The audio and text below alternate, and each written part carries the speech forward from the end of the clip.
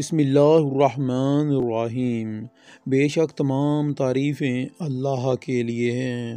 سامعین کرام السلام علیکم۔ ناظرین کرام، آج کی ویڈیو میں آپ لوگ دیکھیں گے تیسرے خلیفہ راشد عثمان بن عفان کے متعلق۔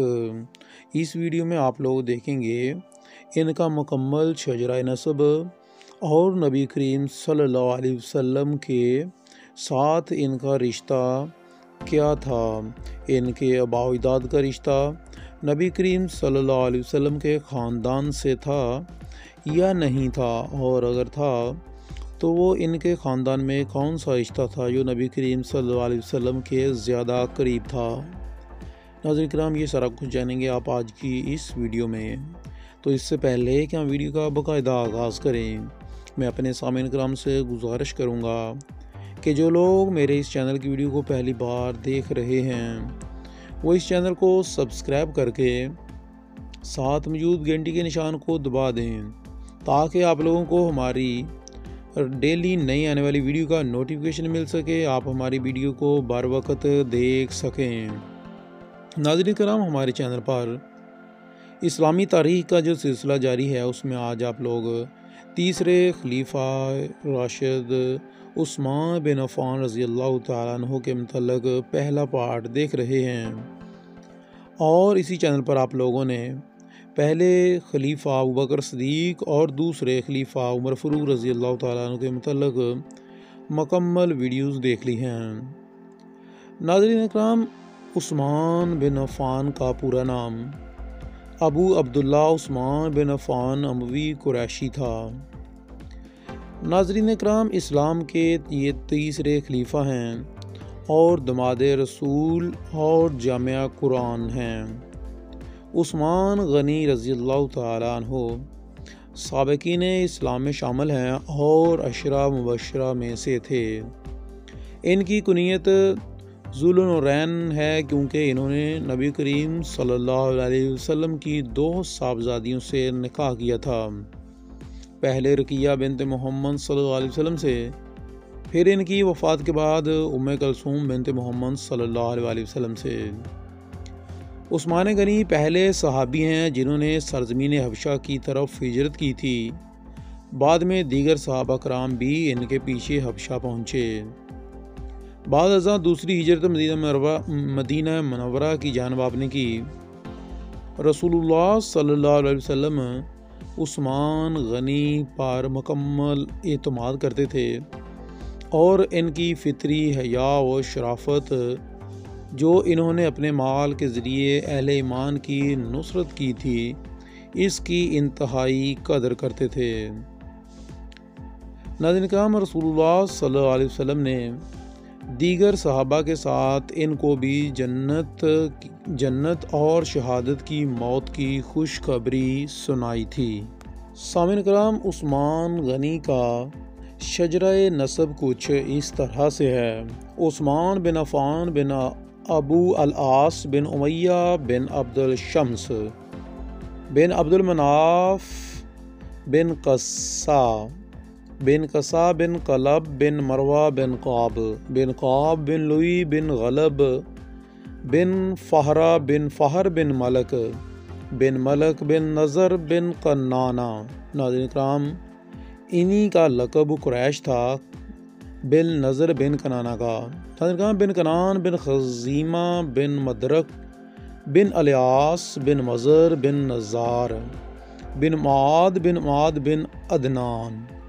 ناظرین کرام، عثمان غنی رضی اللہ تعالیٰ عنہ کا نسب عبد المناف بن قزا کے بعد محمد صلی اللہ علیہ وسلم کی نسب سے جا ملتا ہے۔ سامعین کرام، اسی طرح عثمان بن عفان رضی اللہ تعالیٰ عنہ کی والدہ کا شجرہ نسب کچھ اس طرح سے ہے۔ عروی بنت قریس بن ربیعہ بن حبیب بن عبد الشمس بن عبد المناف بن قصا بن قلب بن مروہ بن قعب بن لوئی بن غلب بن فہر بن ملک بن نظر بن قنانہ بن خزیمہ بن مدرکہ بن الیاس بن مضر بن نزار بن معاد بن عدنان۔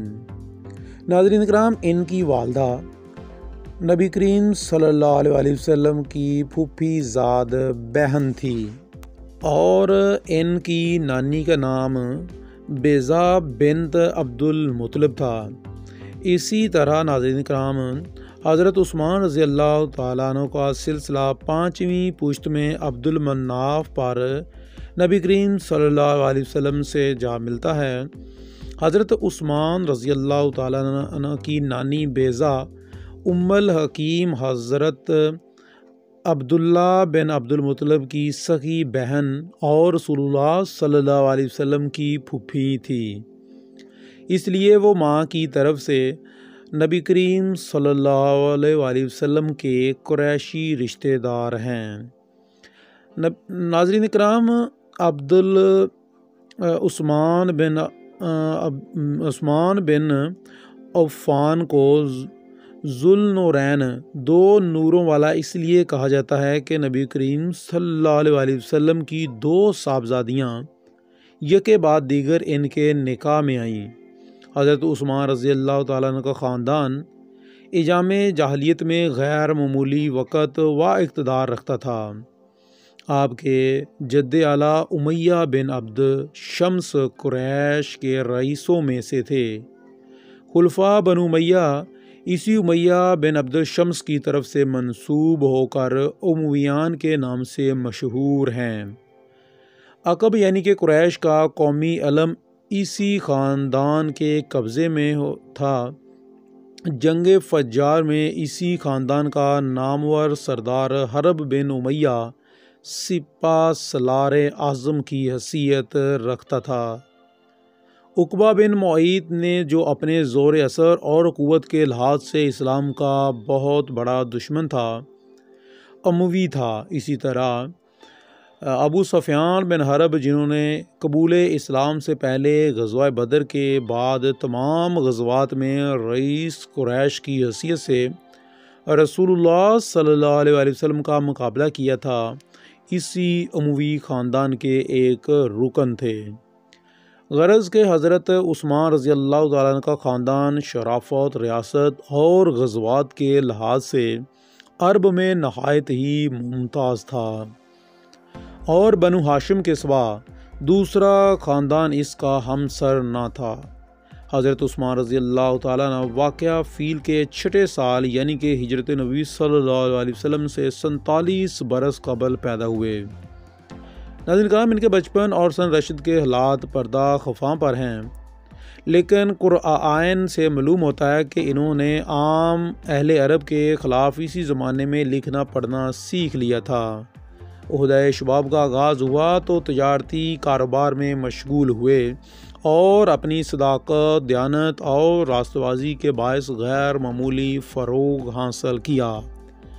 ناظرین کرام، یہ تھے عثمان بن عفان کا شجرہ نسب اور نبی کریم صلی اللہ علیہ وسلم سے ان کے خاندانی تعلقات۔ امید ہے کہ ویڈیو آپ لوگوں کو ضرور پسند آئی ہوگی۔ اس معلوماتی ویڈیو کو اپنے دوستوں کے ساتھ بھی شیئر کیجیے گا، اور مزید اس طرح کی ویڈیوز دیکھنے کے لیے اس چینل کو سبسکرائب کر لیجیے گا۔ ملیں گے اپنی کل کی ایک نئی ویڈیو میں، تب تک کے لیے اجازت چاہتا ہوں۔ دعا میں یاد رکھیے گا۔ اللہ نگہبان۔